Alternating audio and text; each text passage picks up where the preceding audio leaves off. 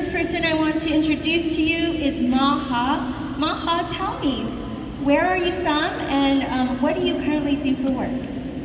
So I'm Syrian originally, and I work as a caseworker and sponsorship developer at Kentucky Refugee Ministries. As a caseworker, what are you doing for refugees? So I outreach to churches, faith community groups, organizations to co-sponsor our families for the first 3 months of their resettlement. So you help families get integrated and assimilated into the American culture, especially for the refugees who recently arrived.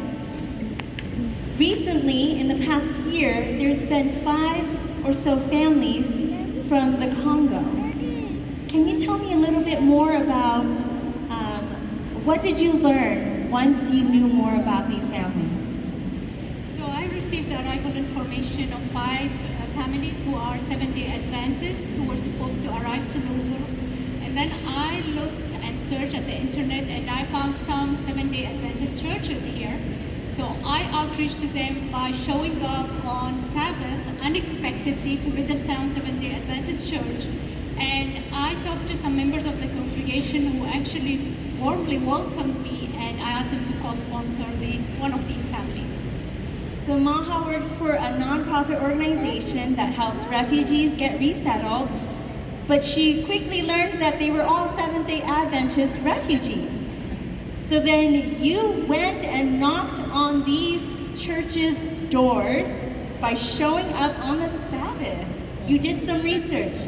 You connected with a local church, and then they invited her to a board meeting in which they approved to sponsor a family. Praise the Lord. And that's how I got connected to you, because when I was praying about how can we reach Louisville, I was talking to the local churches, and one church said, we have a contact, we want to connect you with Maha.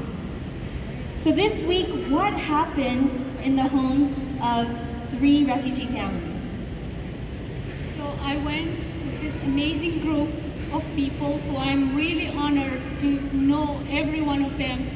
They've been to the houses of 3 Congolese families, Seventh-day Adventists. They've been cleaning, fixing stuff in the house, buying things for them, vacuum cleaners, fans, lamplight.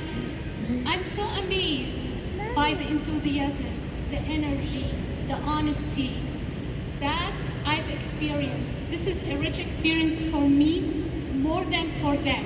And thank you so much for doing that. Amen. You're really making this world a better place. To support our local churches, our schools, and places of community impact.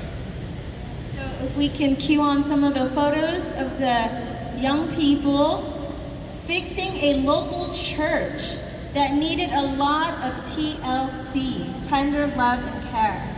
This is a before and this is the after. Complete transformation. What's been your experience when you transform churches?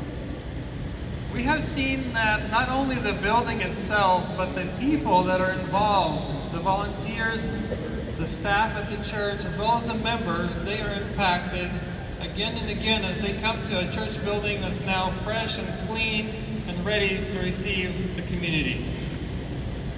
As we upbuild our local church, it reminds us of our own task to reach out to the community. Thank you so much, Ostok, for the work that you're doing. Amen. My last interviewee, where are you from and how many GYCs have you been to? Hi, so my name is Tiffany. This is my very first GYC and I'm from Orlando, Florida. So it was your first time to GYC and you decided to come to a pre-conference.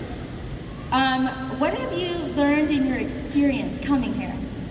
Wow. Well, there's so much I have learned, but I do want to say that out of all the years that I have been an Adventist, I never knew that there were young people such as these who cared so much and wanted to serve God so willingly. So I just want to thank God for that. And just service. I was so humbled to be a part of this group. Each young person on this stage brought a special dynamic to our mission trip, and we were able to accomplish so much in such a short period of time. I see there is a hot pink trash bin next to you. Can you explain what that's all about? Okay, so this trash bin will be placed at local Seventh-day Adventist churches in the community, and they will be placed there so families who want to donate their tote bags can place them in these trash bins, because we may not be able to reach all of the doors tomorrow. Yeah, so tomorrow, outreach is going to be outreach training is going to start at 10:30. What time? 10:30. So that means you need to be here by 10:15. And before you come on the outreach training right here, please use the restroom first. And you also, if you are not going on outreach, you need to stay in the hall until everybody has left for outreach. We hope to see you. We're excited to go back into the community, to serve it willingly, and to benefit refugees in Louisville. Amen. Blessings.